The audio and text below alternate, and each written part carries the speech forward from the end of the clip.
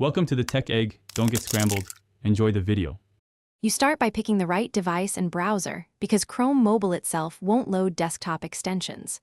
On Android, install a Chromium-based alternative that supports extensions.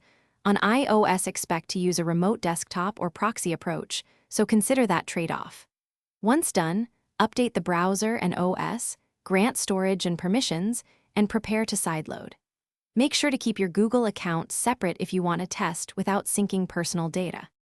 Now you get into the complex part, installing the extension. Open the browser's extension manager and enable developer or desktop mode so it accepts non-store installs.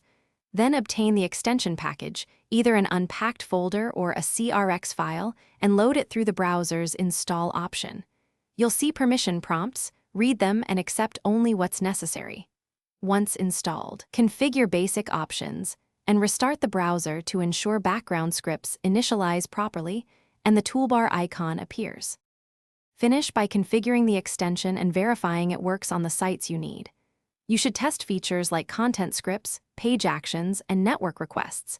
If something fails, toggle the extension off and on, clear the browser cache, or disable other extensions that may conflict.